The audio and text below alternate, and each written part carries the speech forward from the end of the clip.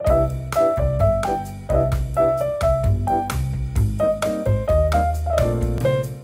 deň, prajem, som Dušan Baranec, pozdravujem špeciálnych pedagógov do Novej Bane.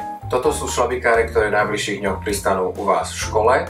Interaktívny šlabikár pozostáva z dvoch šanónov, poďme sa pozrieť na prvý z nich. Šanón je zaistený takouto červenou gumou, aby nedošlo k vypadnutiu kariet. V šanóne číslo 1 nájdete čítačku interaktívnych kariet. Pokiaľ ju necháte v takomto zviazanom tvare, tak ju môžete skladovať v šanóne, ale samozrejme môžete si zvoliť aj iný spôsob. Ďalej tu nájdete 4 testovacie karty k 4 modulom, ktoré ste si objednali. Sú to moduly jednoslabičné slova, podstatné mená, domáce a voľne žijúce zvieratá a ovocia a zelenina. Každá testovacia karta má tú malú dierku a pomocou tejto dierky je možné karty skladovať v šanóne.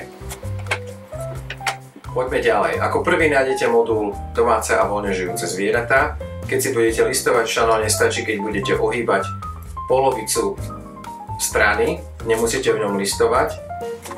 Potom nasledujú jednoslabičné slová a potom nasleduje najväčší modul podstatné mená, ktorý obsahuje 580 interaktívnych kariet.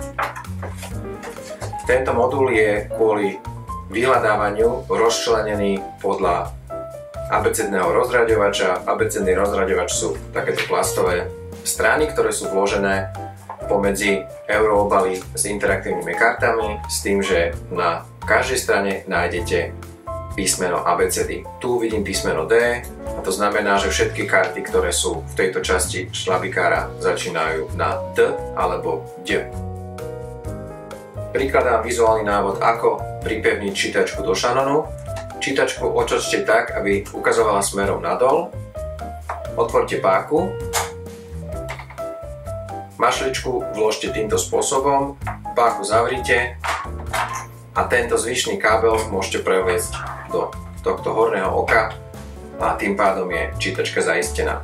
Poďme sa pozrieť na druhý šanón. V tomto šanóne nájdete modul ovocia a zelenina a za tým nasleduje druhá časť modulu podstatné mená, ktorá začína písmenom N. Modul podstatné mená som vzhľadom na jeho veľkosť rozdelil do dvoch šanónov.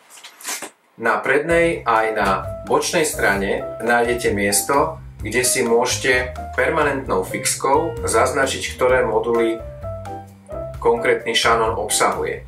Ja to nerobím kvôli tomu, že je možné, že si budete chcieť moduly usporiadať inak, ako som ich usporiadal ja. Prípadne môžete použiť aj ďalšie šanóny, pokiaľ by vám rozmiestnenie kariet, ako som ich urobil ja, nevyhovovalo. Záverom by som chcel ešte upozorniť na to, že v priebehu 1 alebo 2 týždňov budem robiť online workshop, ktorý bude dostupný na YouTube a ktorý vás prevedie používaním interaktívneho šlabikára. Vrátim sa ešte k týmto testovacím kartám a k modulom. Každý modul, ktorý šlabikár obsahuje, sa viaže s jedným z 11 vzdelávacích cieľov. Každý vzdelávací cieľ má svoj videonávod a je v ňom aj návod na to, ako vyskladať fázu učenia a aj fázu skúšania. Na záver by som vám poprial veľa úspechov v druhej časti školského roku a verím, že používaním interaktívneho šlabikára zlepšíte svoje pedagogické prostredie. Ide o pomôcku, ktorú sme ladili niekoľko rokov a špeciálna pedagogická platforma Visual Reading má tento rok svoje 10. výročie. Interaktívny šlabikár sa používa na zariadeniach tohto typu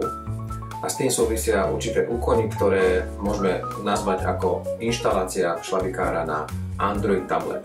Tomuto procesu sa venuje video, ktoré nájdete v popise tohto videa. Nájdete link, na ktorý keď kliknete, tak sa zobrazí videonávod, ako inštaláciu interaktívneho šlabikára viesť od začiatku až do konca a ako overiť, že šlabikár funguje správne. Ďakujem za pozornosť, všetko dobré.